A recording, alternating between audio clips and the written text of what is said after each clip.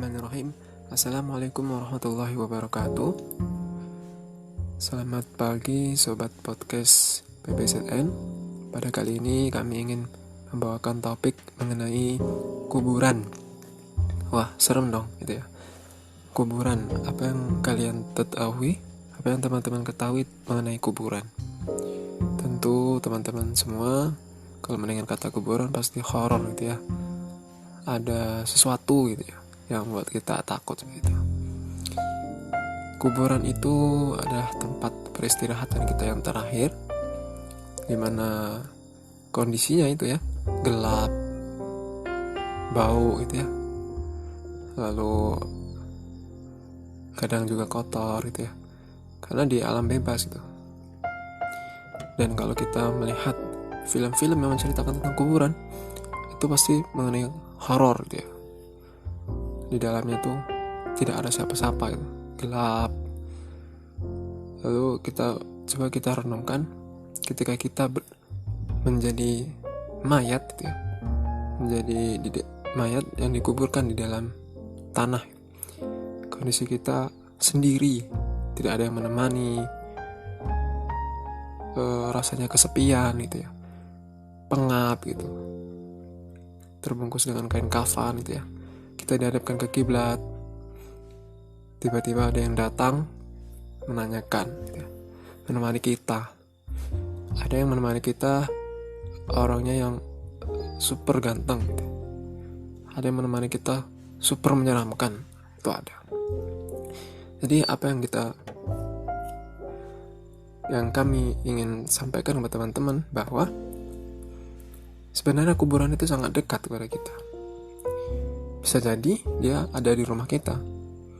Bisa jadi kuburan itu rumah kita. Rumah kita gitu ya.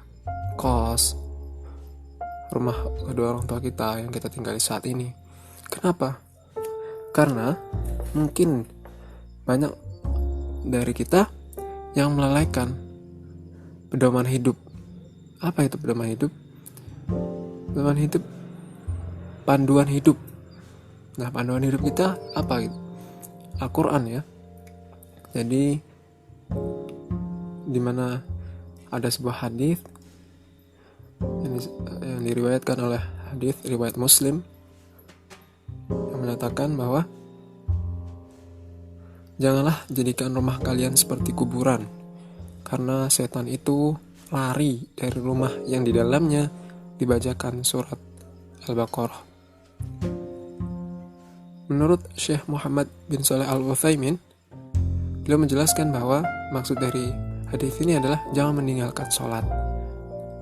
Dan sebagian ulama yang lain menyampaikan bahwa janganlah kalian meninggalkan baca Al-Quran di rumah kalian, di kos kalian, di tempat-tempat kalian, sehingga apa yang kalian rasakan itu akan seperti kuburan, sepi, gelap, horor gitu ya. Setiap kalian masuk ke rumah, ke kos kalian pasti tidak nyaman. Selalu inginnya itu melakukan hal keburukan, karena tidak disinari dengan rahmat Allah, karena tidak diberikan rahmat Allah, tidak diberkahi, tidak adanya malaikat, tapi malah banyak setan gitu ya. Itu yang mungkin teman-teman bisa rasakan selama Al-Quran itu tidak menjadi pedoman hidup, tidak sering dibaca di dalam kosan, di dalam rumah.